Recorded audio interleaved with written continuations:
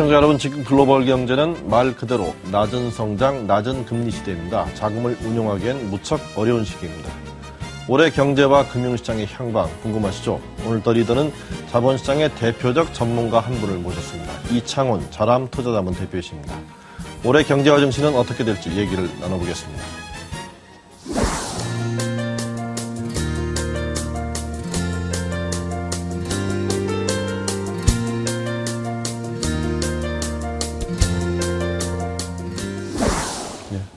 시간 내주셔서 감사드립니다. 네, 고맙습니다. 예. 대표님 하면은 스타 펀드 매니저부터 대표이사, 이렇게 사실 굉장히 유명하신 분이신데, 지금 최근에 투자 자문사 네. 설립하셨죠? 네네. 회사 이름이 자람입니다. 자람 투자 자문. 네. 계기가 좀 계셨습니까? 네. 제가 이쪽 말씀하신 대로, 애널리스트부터 시작해갖고, 어떻게 보면 펀드 매니저 1세대죠. 예. 1992년도부터 펀드 매니저를 했으니까 한 20년 한 거죠. 그 다음에 이제 자산운용본부장도 했었고, 마지막에는 이제 프루덴셜에서 대표이사도 했는데요.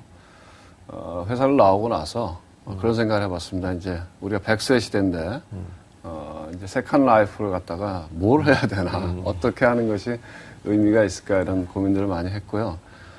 제가 해왔던 이 일에서 한번 제가 생각하는 어떤 철학이나 가치 이런 것들을 한번 도전해보고 실현해보고 싶다 이런 생각이 들어서 투자자문 회사를 만들게 됐습니다. 예, 지금 말씀하신 철학과 가치 그게 뭘까요? 예. 네, 이런 걸 한번 해보고 싶었어요. 그러니까 대표적인 게 뭐냐면은 그동안에 어떻게 보면 우리가 돌아보면 어떻게 보면 주식형 펀드 같은 경우에 본격적으로 성장했던 거는 이제 현대에서 시작했던 바이코리아 펀드죠. 그 당시에 별로 결과가 좋지 않았는데. 그렇습니다. 예. 그 당시에 한 30조 가까이 팔렸으니까 엄청나게 팔렸던 거죠.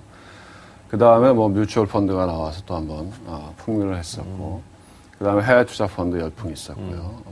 인사이트 펀드 같은 게 몇 주 만에 자금이 수조 원씩 모였었고요. 결국은 인사이트가 없었는데. 네, 그렇죠. 그리고 마지막으로는 이제 레버 카운트 가까운 시간에.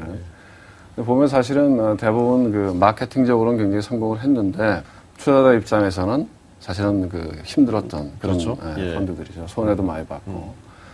그래서 이제 결국은 고객의 자산이 늘어나는 과정에서 예. 진짜로 우리가 선량한 관리자 역할을 하면서 진짜로 피듀시어리 듀티를 잘 지켜가면서 그 과정에서 성장하는 작지만은 탄탄한 그런 자산을 운영하는 회사를 만들어 보는 게 굉장히 개인적으로도 의미 있고 예. 또 시장에서도 의미가 있겠다 하는 생각이 들어서 시작을 하게 됐습니다. 지금 이제 모든 금융기관이 사실 전면에 다 내세운 거는 고객 우선주의이지만 사실 말씀하신 것처럼 몇 가지 사례를 보면 그렇지는 않았는데 투자에 운영하는 전략이나 또 철학에 있어서 지금 말씀하신 걸 구현하기 위해서는 어떤 차이점이 있을까요? 예, 그래서 저희가 기존의 주식형이나 채권형이나 이런 정통형 자산을 주로 운영하는 펀드나 아니면 투자자문회사하고는 조금 차별화된 점이 있습니다. 예. 저희 같은 경우에는 크게 이제 투자 전략을 상품이라고 이야기하면 두 가지를 가지고 있는데요. 하나는 이제 주식시장이 오르든 내리든 시장의 방향성하고 상관없이 절대 수익을 한번 내보자. 절대 수익을 주고. 네. 그래서 이제 왜냐하면 사실은 이제 개인 고객들이 원하는 거는 코스피를 이기는 건 아니거든요. 절대 수익이죠. 그렇습니다. 그런데 원하는 거는 사실은 은행의 정기 예금 금리보다 높은 수익을 내면 되는 거니까요. 자기가 위험을 감수하는 것만큼. 그렇죠.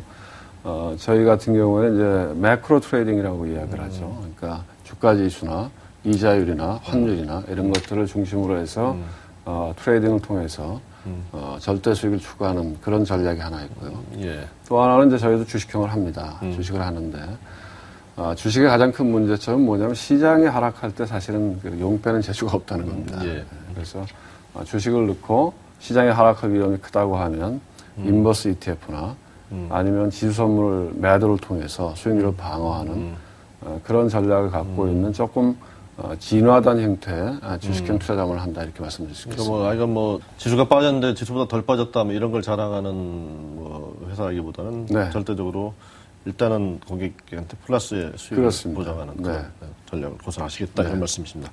뭐 잘함이라는 의미가 잘하다 뭐 이런 의미. 예, 두 가지가 있습니다. 그러니까 말씀하신 대로 음성학적으로 하면 잘함, 그래서 잘한다는 뜻도 있고요. 뜻으로 보면은 이렇게 나무가 자라가듯이 예. 고객의 자산이 자라나가는 과정에서 우리도 예. 함께 같이 자라나가자. 예. 그래서 이제 제 꿈은 포부는 나무가 크면 그 그늘에서 사람들이 와서 쉴 수도 있고 뭐 여러 가지 좋잖아요. 그래서 그렇게 자라나가는 큰 나무가 됐으면 하는 그런 꿈을 갖고 이름을 잘함이라고 줬습니다. 예. 뭐 말씀하신 대로 잘 하셔서 잘 자라나길 바라겠습니다. 고맙습니다. 뭐 어떻게 보면 이제 평생을 사실은 이제 돈과 아주 밀접하게 무슨 뭐 모든 분들이 뭐 돈에서 뗄 수 없는 관계지만 그래도 하여간 돈하고 굉장히 밀접하게 어떻게 보면 돈의 홍수 속에서 하셨는데 돈 어떻게 정리하십니까? 돈이라는 게 사실은 이제 한마디로 얘기하면 좋다, 나쁘다, 이런 이야기를 많이 하는데, 사실 돈은 그 가치가 없는 거죠. 가치 중립적인 거죠. 그죠? 사실은 돈은 뭐, 선도 아니고 악도 아니고요.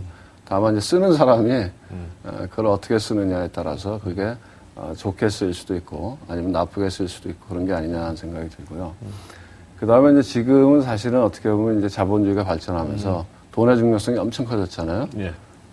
그렇지만 이제 우리가 늘 돌아봐야 될 거는 돈은 우리가 사는데 필요한 거지 돈에 우리가 종속되는 수단이 되면 안 되겠다 이런 생각을 하고 있습니다. 예.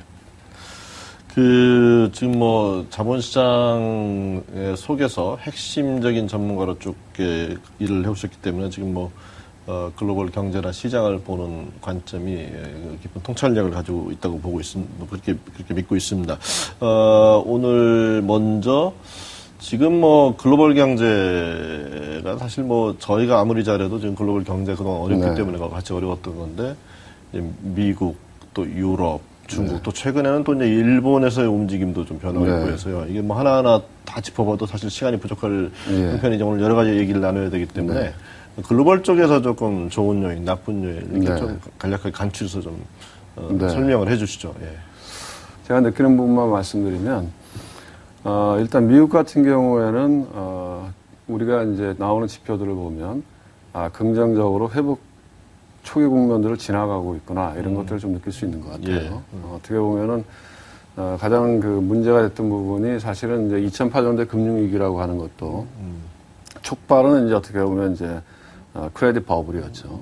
그렇긴 하지만은 그 크레딧 버블의 기초 자산으로 있었던 것은 부동산이었잖아요. 주택이었죠. 근데 최근에 이제 지표들을 보면은 주택 관련 지표들이 회복되는 국면들이 조금씩 보여지고 있잖아요. 예. 그렇고 그 결과로 나타났던 게 사실 실업률이었잖아요. 실업률이 뭐 거의 9%까지 이렇게 올라갔었는데 실업률도 지금 낮아지고 있는 추세에 있으니까 급속한 건 아니지만은 방향성에 있어서는 미국 경제는 회복 국면으로 가고 있다 이렇게 말씀드릴 수 있을 것 같고요. 유럽 같은 경우에는 제일 문제가 됐던 게 재정 위기잖아요. 예. 사실은 이제 2008년도에 금융위기라고 하는 거는 어떻게 보면 금융기관들이 좀 무리하게 그렇죠. 신용 팽창을 한 거죠.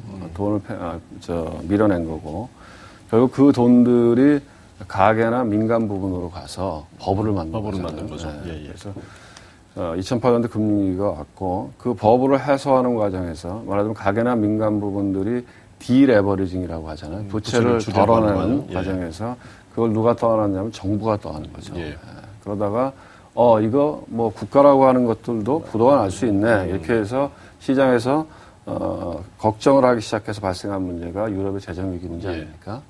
근데 이제 유럽의 재정 위기가 저희가 보기에는 이게 이제 완전히 뭐 금방 죽을 것처럼 이렇게 해서 응급실에 가고 응급 조치가 필요했던 상황인 것 같고요. 그래서 어떻게 보면 수요도 일어났고 지금 일단 고비를 넘기고 해결되지는 않았지만 이제 만성 중환자실로 넘어갔다 해서 뭐 예를 들어서 그리스 같은 나라의 유로존 탈퇴라든가 뭐 그런 가능성은 현재로서는 없지만 그렇다고 완전히 배제할 수도 없는 그렇습니다. 그렇지만은 이제 그걸 가장 잘 나타내고 있는 지표가 이자율이잖아요.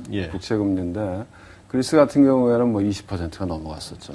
불과 얼마 전만 하더라도. 그런데 지금 10% 정도로 반이 떨어져 있고. 뭐 진정 국면이다. 그렇습니다.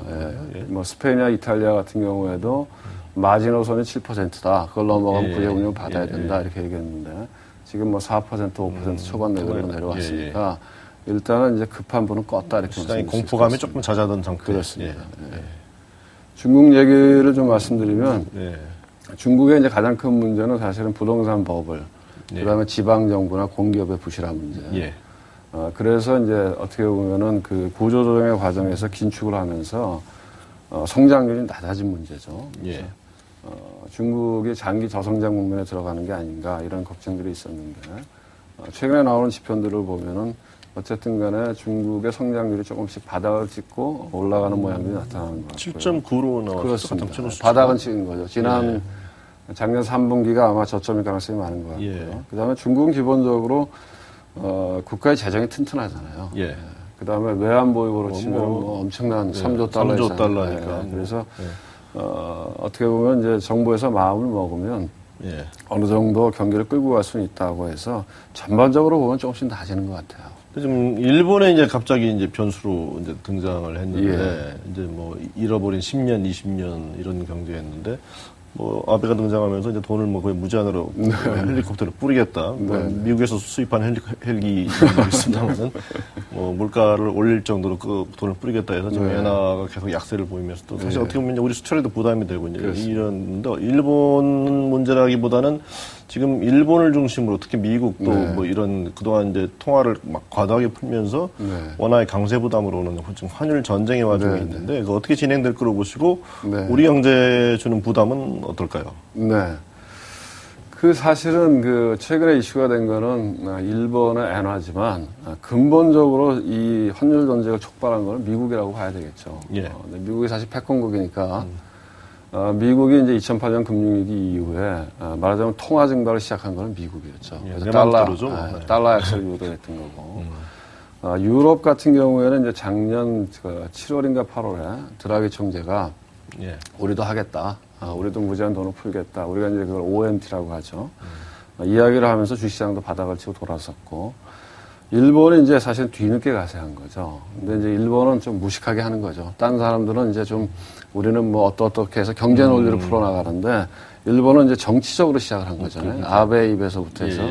정치 논리로 단기간 내에 너무 과도하게 질러대니까, 이제 말하자면 눈총을 많이 받는 거죠. 근데 이제 일본의 통화정책 회의가 있었잖아요. 근데 이 발표 때문에 시장이 아주 굉장히 혼란스러웠는데요. 처음에 예상은 아마 무제한까지는 아니겠다 이런 생각이 좀 있었는데요. 그래서 어떻게 보면 이제 엔화나 일본 주가지수 같은 게 약간 이제 좀 쉬어가겠지 하고 엔화도 약간 강세로 돌아서고 주식시장도 조금 조정을 받다가 발표는 처음에 나왔던 내용은 무제한이 들어갔거든요. 무제한이 들어가고 인플레이션 타겟을 2%로 하겠다. 그러니까 무제한이 들어가는 바람에 시장이 또 깜짝 놀라갖고 반대 방향을 확 갔다가 나중에 또 조금 있다 또 발표가 나왔는데 2014년부터 한다더라. 그러는 바람에 시작 시점이 너무 느리니까. 그렇습니다. 그래서 이제 뭐 다시 이제 어떻게 보면 이제 엔화 약세가 제동이 걸린 상태고 엔화 약세에 따라서 일본 주가가 단기적으로 한 20% 올랐다가 이제 조정 국면으로 들어갔는데요. 제가 보기에는 아마 단기적으로는 조정의 가능성이나 숨고르기가 있을 것 같아요. 그런데 이제 기조적으로 보면 아직도 사실은 일본에 지금 단기적으로 보면 엔화가 많이 그 약세로 갔다고 하지만 원년 환율만 놓고 보더라도요. 사실은 800원에서 시작해서 1,400원 갔다가 1,200원 온 거니까 그런 거니까 사실은 단기적으로 많이 내려왔지만 조금만 몇 년 돌아보면 그렇게 많이 내려간 건 아니고요. 엔 같은 경우에도 보면 한 140엔, 120엔 때부터 내려오기 시작해서 76엔까지 갔다가 이제 88엔, 89엔 온 거니까요. 그래서 숨 고르기는 당분간 할 것 같고요. 되돌림은 있겠지만 기조적으로는 조금 더 엔화가 약세로 가지 않을까 이런 생각을 갖고 있습니다. 거기에 비춰보면 우리 원화 환율 올해 한 1년을 봐주신다면 어떻게 봐야 될까요? 그러니까 제가 생각하기에는 이제 원화가 강세로 가는 거는 펀더멘탈을 봤을 때 자연스러운 현상으로 볼 수 있는데요. 문제는 속도죠, 사실은. 너무 빨랐죠. 그렇죠. 그러니까 그런 부분에는 제가 보기엔 정부 정책에 좀 실패도 있지 않았나는 생각을 갖고 있거든요. 그러니까 개입을 좀 했어야 되는. 그러니까 개입을 이제 일본의 케이스를 저희가 반면교사로 삼아야 되는데요. 일본이 사실은 이런 FX 시장에 개입을 안 한 게 아니에요. 작년 2월부터 해서 양적 완화를 하겠다고 해서 한 번씩 해서 10조 엔씩 계속 자산 매입을 하겠다 발표를 했는데 문제는 이제 시장은 늘 그렇지만은 시장은 야생마와 같은 거거든요. 예. 그래서 어떻게 보면 이제 시장이 예측하지 못하는 수준에 더 넘어서는 수준으로 정책이 나와야 시장을 잡고 흔들 수가 있는데 시장이 예상하는 것보다 약간 모자라게 찌끔찌끔하면 오히려 이제 시장은 야, 그거 웃기지 마라 이러고서 이제 지 마음대로 날뛰는 거거든요. 한번 이제 시험해 보는 거죠. 그렇죠. 근데 이제 우리나라도 사실은 뭐 외환 뭐 하겠다 굉장히 발언은 많았는데 나온 조치가 사실은 뭐 시장을 딱 잡을 만한 조치들이 아니니까 이제는 당국자들이 이야기를 해도 시장이 별로 그 중요하게 생각을 안 하는 것 같고요. 또 하나는 이제 지난번에 사실 하한은이 기준금리를 결정할 때 연결하는 바람에 조금 사실은 내렸어야 되는 거 아닌가. 내렸으면 환 문제도 있지만은 하한은에서 그 금융통화위원회에서 발표한 통화 전문을 보면 어떤 내용들이 있냐면 물가는 안정돼 있고 성장은 기대 미치지 못한다. 그런데 왜 금리를 안 내리냐 이거죠. 그래서 사실은 그때 내렸으면 아마 원화가 이렇게 급속도로 이렇게 빠른 속도로 절상되지도 않았을 것 같고 가계부채 문제도 좀 도움이 되지 않았겠나라는 생각을 합니다. 그래서 그런 것들이 믹스돼서 조금 원화가 너무 빠른 속도로 왔다 이런 생각이 앞으로는 어떻게 보십니까? 근데 이제 앞으로는 제가 보기에는 기조적으로 저도 이제 원화 같은 경우에 앞으로 이제 그 국제금융시장에 어떤 특별한 불안 요인이 발생하지 않으면 기조적으로는 원화 강세 기조로 계속 더 간다 이렇게 보는데 숫자로 좀 얘기하실 수 있을런지요? 조금 더 길게 보면은 사실은 뭐 $1 1,000원, 원옌 1,000원 정도가 아마 균형 환율일지도 모르겠다는 생각을 하고 있습니다. 그런데 이제 지금 단기적으로만 놓고 보면 엔화도 꺾였고요. 그 다음에 뭔지 모르지만 조금 정부에서도 이번에는 좀 준비를 하는 것 같아요. 왜냐하면 이제 $1 시장을 보면 외국인들이 계속 원화를 갖다가 바이하고 달러를 팔다가 최근 들어서는 이제 다시 달러 매도하고 그러니까 달러를 사고 원화를 매도하는 그래서 그런 배팅들이 나타나고 있기 때문에 아마 무언가 조금 그 추가적으로 원화 절상 속도가 빨라지면 정부의 대응도 조금 더 강력한 게 나오지 않을까 그래서 숨고르기는 될 것 같아요. 말씀대로 하면 우리 정부 시장은 야생마인데 말 주인이 너무 순한 것 같습니다. 지금 이런 상황을 봤을 때 이제 뭐 국내 증시가 올해 어떤 모습을 보일지 뭐 전문가들마다 다양한 의견을 이제 표출을 하시는데 뭐 대개 보면은 뭐 상저하고 뭐 작년에 물론 상저하고 했습니다. 안 맞았죠. 어떻게 보시는지요? 글쎄, 저는 뭐 증권사들 이제 본부장님 말씀하신 대로 전반적인 전망 자료들을 그 올해 연초에 보면 한 1,800에서 2,300포인트 사이에 뭐 되게 그렇게 보죠? 박스권. 근데 이제 저희가 좀 이런 얘기를 한번 제가 드리고 싶은데 우리가 이제 기대 이론이 있잖아요. expectation theory가 있는데 경작을 하셨으니까 여기 보시면 사람들이 기대를 할 때 우리가 이제 합리적인 기대하고 또 수능적인 기대가 있다. 이제 영어로 얘기하면은 이제 rational expectation하고 adaptive expectation이 있는데 사람들은 사실은 rational expectation을 못 한다는 거죠. 사람들은 대부분이 이제 수능적인 기대를 많이 하는데 무슨 얘기냐면 과거에 그래왔기 때문에 앞으로도 그럴 거다. 그래서 어떻게 보면 작년장이 박스권이었으니까 그런 연장선상에서 박스권 얘기를 했을 것 같은데요. 되게 더 틀리죠, 근데. 그렇습니다. 저는 오히려 뭐 그거보다는 확률적으로 봤을 때 올해 시장은 굉장히 그 레인지가 크게 움직일 가능성이 많다. 어떻게 보시겠죠? 그래서 조금 이제 길게 말씀드리면 주가라고 하는 거를 우리가 이론적으로 풀어서 얘기하면 결국 뭐 기업이 만들어내는 이익, 저는 이제 미래 현금 흐름을 갖다가 이 자기 자본 비용이라고 하죠. 전문용어로는 자기 자본 비용이라고 얘기합니다. 일종의 뭐 어떤 할인할 수 있는 금리를 만들어서 할인하는 거죠. 미래 거니까. 적정한 할인율로 할인해서 보여지는 현재 가치가 이론적으로 주가인데 그럼 이제 그 중에 그 변수들이 어떻게 움직일 것이냐 이걸 보면은 저희가 주가 예측을 할 수 있는데요. 기업의 이익 측면을 보면은 뭐 크게 뭐 좋거나 나쁘지 않을 것 같습니다. 그래서 기업의 이익들은 그 FN 가이드에 증권사 애널리스트 추정 컨센서스 데이터를 보면은 한 20% 정도 늘어난다 이러는데 다운그레이드가 계속 될 거기 때문에 아마 보합 수준일 것 같고요. 지금 주가를 결정하는 이제 그렇습니다. 분자에 대해서 그렇습니다. 얘기를 해주십니다. 분모를 보면 이제 아까 말씀하신 대로 적정한 할인율 또는 자기 자본 비용인데 두 가지로 이루어져 있죠. 하나는 이제 높을수록 주가가 더 낮아지는 거죠. 낮을수록 주가가 높아지는 거죠. 왜냐하면 이제 지난 한 2, 3년 동안에 경제는 나빴는데도 불구하고 유럽, 독일이나 미국은 주가를 신고치를 경신했던 거는 사실은 이 밑에 자기 자본 비용이 낮아진 거거든요. 돈이 많이 풀려서 그런 그렇습니다. 근데 그 두 가지인데 하나는 이제 이자율하고 또 하나는 이제 리스크 프리미엄인데 이자율은 당분간은 뭐 올라가더라도 그렇게 큰 폭으로 올라갈 가능성은 적다고 보고 있고요. 근데 결국 이제 핵심은 리스크 프리미엄인데 이 리스크 프리미엄이 제가 보기에는 이게 아주 크게 변할 가능성이 많기 때문에 올해 시장을 변동이 큰 장으로 보는 겁니다. 예, 뭐 어느 정도 변동이 큰 장으로 보시는지. 제가 보기에는 이제 뭐 지수로 보면 한 1,500에서 3,000포인트 이렇게 움직이지 않을까 이렇게 보고 있고요. 1,500에서 3,000. 예.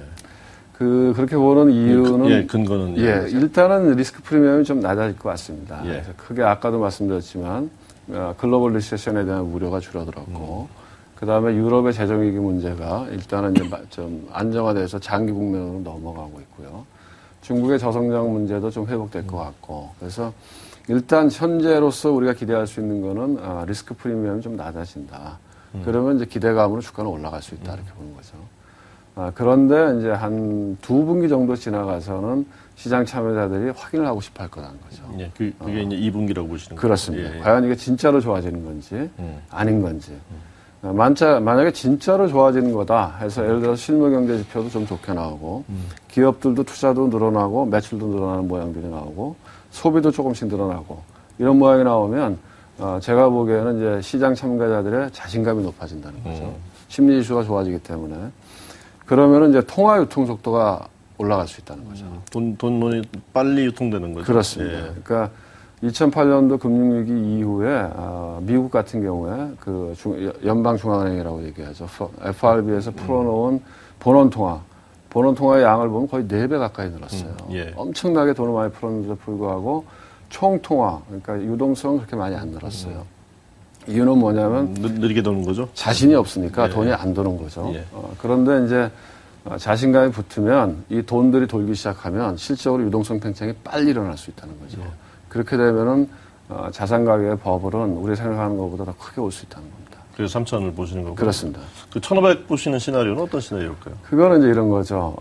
아니면 그렇습니다. 그동안 뉴스플로우나 뭐 외신 보도나 이런 여러 자료들을 보면 우리가 이렇게 돈을 많이 푸는 거는 지난 100년 동안에 경험을 못했던 거거든요. 그리고 중앙은행의 본원의 역할이라고 하는 건 어떻게 보면 1929년도 대공황 이후에 뭐였냐면 늘 물가 안정이 우선 목표였어요. 중앙은행의 역할이라고 하는 게. 그리고 거시경제를 끌고 가는 거는 사실 정부의 역할이었는데 이게 지금 정부라고 하는 게 전 세계적으로 정치권하고 맞물려 있기 때문에 뭐 이것도 안 되고 저것도 안 되는 거예요. 맨날 미국도 그렇고 미국도 뭐 채무한도 협정한다 그래서 몇 달 싸우고 그다음에 재정절벽한다 그래서 뭐 되지도 않고 뭐 이러니까 결국은 그 역할을 지금 중앙은행이 끌고 가고 있거든요. 사실 말이 안 되는 얘기인데요. 그래서 우리가 경험하지 못하는 거를 경험하고 있는데 만약에 이렇게 함에도 불구하고 경기 회복이 잘 안 된다. 그러면 어느 순간 사람들이 공포를 느낄 수 있다는 거죠. 과연 이렇게 많은 돈을 풀었는데도 불구하고 안 된다. 그럼 다음에 우리가 할 수 있는 카드가 뭐지? 별로 없거든요. 그러면 사실은 이제 굉장히 어려운 국면으로 갈 수 있다 하는 양쪽의 국면이 제가 보기엔 다 열려 있는데 그게 한 2분기 말쯤 될 것 같다는 생각이 듭니다. 뭐 지금까지 말씀하신 걸 좀 요약해 보면은 이제 주가를 결정하는 이제 분자인 뭐 기업 수익에는 뭐 크게 뭐 그럴 것 같다는 말씀이신데 이제 분모를 구성하는 이제 그 할인율 그걸 또 구성하는 리스크 프리미엄 부분에서 이제 그게 많이 낮아질 가능성이 있고 근데 지금 말씀하신 보면 1,500에서 3,000 보시니까 지금 주가가 2,000 정도 본다면은 떨어지는 거는 25%인데 올라가는 거는 한 50% 정도 보시는 거네요, 그죠? 그렇죠. 왜냐하면 이제 유동성 장애 오면 우리가 이제 그걸 언제 볼 수 있냐면은 한 2년 전쯤이죠. 횟수로 치면 그때 2차 양적 완화 이후에 커머더티 시장에서 우리 버블을 봤잖아요. 예를 들어서 은 가격 같은 게 거의 20불에서 50불까지 갔잖아요. 그러니까 예를 들어서 유동성이 엄청나게 늘어나면서 자산 가격의 버블을 가져오면 사실 위로 올라가는 건 더 많이 올라갈 수 있는 가능성이 많죠. 그러니까 말씀대로라면 이건 50% 오르는 쪽으로 가느냐, 25% 내리는 쪽으로 가느냐, 2분기 잘 보셔야 될 것 같습니다. 그런데 이제 3,000 시나리오로 가는 경우에도 지금 말씀하시다시피 돈의 힘으로 밀어가는 버블이기 때문에 그 이유가 걱정되는데 걱정 안 되십니까? 됩니다. 됩니다. 분명히 됩니다. 왜냐하면 아마 이제 돈이 돌면 유동성도 늘어나서 유동성 장도 있지만 사실은 이제 기업이나 또는 개인 부분에서도 자신감을 가지면 투자도 늘릴 거고요. 소비도 늘어날 겁니다. 그래서 펀더멘탈도 아마 따라올 거예요. 그러니까 버냉키 의장이 계속 하고 싶은 게 그런 거거든요. 계속 돈을 끌어서 뿌려서 사람들의 이 투자 심리나 소비 심리를 높이겠다. 왜냐하면 과거에 29년도 대공황 때 일시적으로 했다가 좀 좋아지니까 금리를 올리면서 긴축을 하는 바람에 대공황이 길어졌던 경험을 갖고 있기 때문에. 그래서 그걸 계속 하기 때문에 펀더멘털이 따라올 겁니다. 근데 펀더멘털이 따라오면 벤 버냉키 의장이 얘기했지만 우리는 이제 앞으로 두 가지 지표를 보겠다고 얘기했잖아요. 하나가 실업률. 그렇습니다. 옛날에 이제 그 인플레이션 레이트만 봤는데 물가만 봤는데 물가하고 고용률을 보겠다, 실업률을 보겠다. 그 숫자도 얘기했잖아요. 6.5를 얘기했죠. 그러면 이제 버블이 생겨서 오버슈팅 국면이 되면 아마 실업률도 낮아질 거예요. 그리고 물가 압력이 높아질 거거든요. 그러면 아마 이제 출구 전략 얘기가 나오겠죠. 이제 금리 쇼크가 또 걱정되는. 그렇습니다. 언제쯤 가셔야 될 걸로 보시나요? 완전 낙관적 시나리오로 본다 그러면. 낙관적 시나리오로 본다고 하면 올해는 아니겠지만 내년 초 정도에는 가능성이 있다는 겁니다. 이런 전반적인 이제 짚어주신 상황에서 보면 투자자들이 이제 유념에서 조금 더 이렇게 디테일로 들어가서 보면은 유념에서 볼 그 업종이라든가 종목 뭐 조금 이렇게 큰 틀에서 말씀을 해주시죠. 그러니까 뭐 업종이나 종목을 보면 만약에 낙관적인 시나리오로 간다면 무조건 경기 민감주 사야 되겠죠. 그동안에 그러니까 경기가 좋아지는 국면으로 가는 거고 또 경기 민감주가 장기적으로 소외되어 있기 때문에 수급이 가벼워져 있잖아요. 주가 조정을 충분히 받았으니까. 그러니까 원래 이제 주가가 돌아서는 국면을 보면요. 처음에는 이유가 없어요. 무조건 저가지고 많이 빠진 주식이 올라갑니다. 낙폭과 대주가 왜? 수급이 가볍기 때문에. 그 다음에 두 번째로 올라가는 국면에서는 이제 실적을 따져가면서 올라가죠. 장을 한 번씩 쉬고. 그래서 그런 여러 가지로 봤을 때는 아마 경기 민감주가 가능성이 많다 보이고요. 만약에 뭐 그런 상황이 안 온다. 그러면 다시 무조건 가치주로 돌아가야죠. 그래도 뭐 어떤 상황이 되든지 간에 이 회사의 밸류로 봤을 때 이 정도는 버틸 수 있다 하는 것들로 돌아가야 되는 것 같고요. 더 중요하게 제가 이제 하나 말씀드리고 싶은 거는 작년장은 어떻게 보면은 박스권장에서의 종목장이었어요. 그래서 대형주는 삼성전자였고 나머지는 다 종목장이었거든요. 그러니까 어떻게 보면 이제 우리가 바텀업과 탑다운을 얘기하면 바텀업에서 종목 선택하는 스탁 피킹이 중요한 한 해였다고 얘기하면 올해는 아마 제가 말씀드린 대로 지수의 레인지가 크게 움직일 가능성이 많기 때문에 이제는 오히려 탑다운 그 다음에 자산 배분 이런 것들이 더 중요한 한 해가 될 가능성이 많다 이렇게 봅니다. 뭐 이제 지금까지는 이제 시장에 이제 직접 투자하는 입장에서 어떻게 볼 것인가 이런 얘기를 해왔는데 이제 뭐 자문사 계시니까 이제 간접 투자하는 펀드 하시는 분들을 위해서 펀드를 고를 때는 뭐 어떻게 골라야 될까요? 올해 이제 조금 안전하게 하면서도 이제 수익을 좀 높여야 되니까. 물론 뭐 잘하는 투자 자문에 투자하라. 뭐 이렇게 하면 좋습니다만. 베스트입니다. 좀 봐야 되는 기준을 좀 관점을 좀 정리를 해주시죠. 그래서 제가 말씀드렸지만 사실은 이제 탑다운으로 자산 배분이 되게 중요해요. 그래서 내가 주식을 할 건지 아니면 뭐 안전자산에 투자할 건지 아니면 이제 중간 미들 리스크 미들 리턴 해갖고 저는 사실은 이제 ELS 같은 것들이 많이 팔렸었잖아요. 그런 이제 내가 어느 자산에 얼마나 투자할 것이냐 먼저 결정하시는 게 제일 중요한 것 같고요. 그게 결정이 되고 나면 그럼 내가 만약 주식형 펀드를 한다. 그러면 이제 어떤 그럼 주식형 펀드를 해야 되겠느냐 이 판단이 있으셔야 되잖아요. 그래서 그 판단은 이제 크게 주식형의 펀드의 성격을 보시고 이게 성장형 펀드인지 아니면 가치주 펀드인지 이게 이제 크게 대별되는 거죠. 만약에 내가 시장을 좋게 보고 공격적으로 하고 싶다고 하면 성장형 펀드에 들어가는 게 맞고요. 그게 아니고 내가 좀 보수적으로 하고 싶다고 하면 가치주 펀드에 들어가는 게 맞고요. 그 다음에 같은 성장형 펀드, 가치주 펀드 중에서도 그럼 누구 걸 할 거냐? 그건 이제 트랙 레코드를 봐야 되겠죠. 과거의 트랙 레코드가 성과도 좋고 변동성도 좀 낮고 이런 것들 찾아 들어가면 되지 않을까 싶고 그 과정에서 사실 개인들이 그런 걸 다 잘할 수는 없잖아요.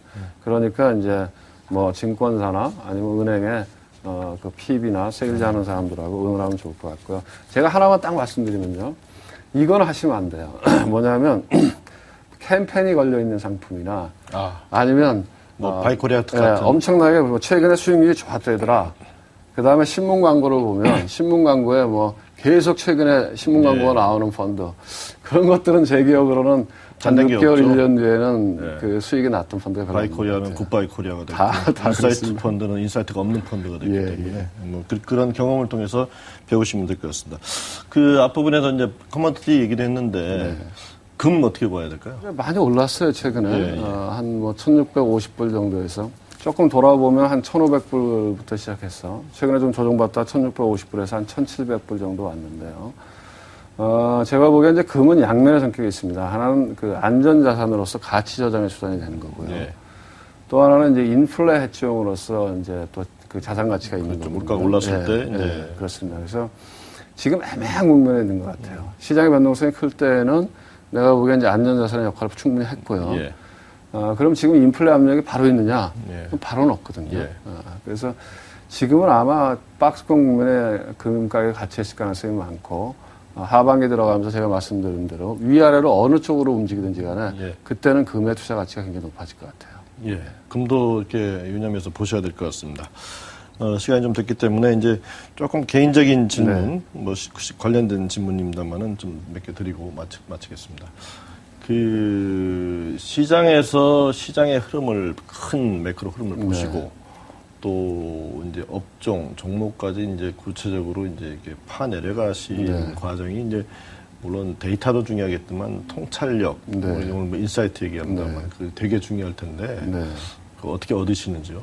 그 물론 뭐 데이터는 기본이겠지만. 근데 그게 사실은 뭐 어떤 메커니즘이 있는 건 아니죠. 그러니까 이제 제가 이런 생각이 듭니다. 그러니까 직관이라고 하는 거는 자기가 그동안 가지고 있던 지식, 경험 그런 것들이 다 쌓여서 나타나는 판단 능력 이런 건데요. 이런 거 있는 것 같습니다. 투자를 잘 하려면 제가 보기엔 세 가지가 필요한 것 같아요. 하나는 뭐냐면 잘 알아야죠. 지식이 있어야 되는 것 같아요. 나얼지가 있어야 되고요. 그걸 가지고 두 번째로는 잘 판단하는 판단 능력이 있어야 되잖아요. 지혜죠. 그렇습니다. 마지막에 뭐냐면 사실 이게 마인드 컨트롤, 마음의 평정심 이게 되게 중요해요. 늘 왜냐하면 돈을 놓고 하는 거기 때문에 저도 한 20년 했는데 아직도 탐욕과 공포를 느끼거든요. 저희 회사 투자 철학 중에 하나가 솔로몬 왕이 쓴 그 부분이 성경의 잠언인데 잠언 8장에 보면 이제 그런 구절이 나오더라고요. 그러니까 지혜에 대한 얘기인데 나 지혜는 늘 지식과 명철을 가지고 있다. 그리고 나 지혜는 늘 프루던스와 함께 산다. 근신하는 마음을 가지고 있다. 이렇게 갖고 있는 그런 표현이 있는데 야 이거야말로 진짜 그 투자의 아주 왕도 아닌가 라는 생각을 갖고 있습니다. 사실 이 대표님 뭐 유명하시지만은 형님 뭐 더 유명하시죠. 뭐 대한민국에서 모르면 간첩인데 유해수 소설가님. 자주 만나십니까? 아니 자주는 못 보고요. 뭐 이렇게 가끔 일이 있을 때 보고 전화 통화하고 그렇습니다. 또 멀리 계시니까. 어떻게 뭐 예술가적 기질이 워낙 강하신 형님을 두셔서 뭐 좀 닮으신 부분이라든가 뭐 그런 좀 기질이 좀 있으시죠? 이런 거 있는 것 같아요. 제가 보기에는 이제 격의가 없고 권위주의 같은 게 적은 거죠. 저도 좀 그런 면은 닮은 것 같습니다. 자, 마지막 질문입니다. 지금 뭐 상당히 뭐 의미 있고 있는 그 전문가적 그런 커리어를 쭉 걸어 오시고 지금 새로운 회사를 차리셨는데 꿈 포부 마지막으로 정리해 주시죠. 정말 이게 50 넘어서 창업한다니 참 어려운 일을 하는 것을 많이 느끼고 있습니다. 그래서 진짜로 그 자영업이나 중소기업을 하시는 분들이 대단한 분이다 하는 생각을 많이 하고요. 제 꿈과 포부는 하여간 작지만 이 자람투자자문을 진짜로 제대로 잘 키워서 정말로 지혜와 정직을 갖고 잘 키워서 하나의 그 후배들한테 좋은 롤 모델이 됐으면 하는 게 제 꿈입니다.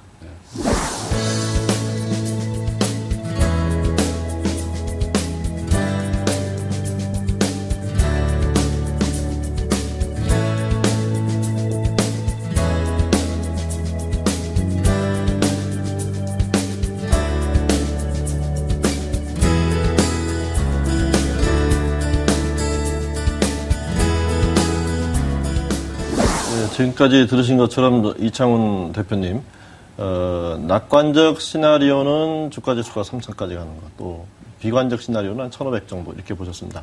그리고 이 방향을 판단할 수 있는 기점은 2분기로 이렇게 지적을 하셨습니다. 여러분 2분기에 시장 잘 보셔서 수익을 극대화하는 알찬 한 해 되시기를 기원해 봅니다.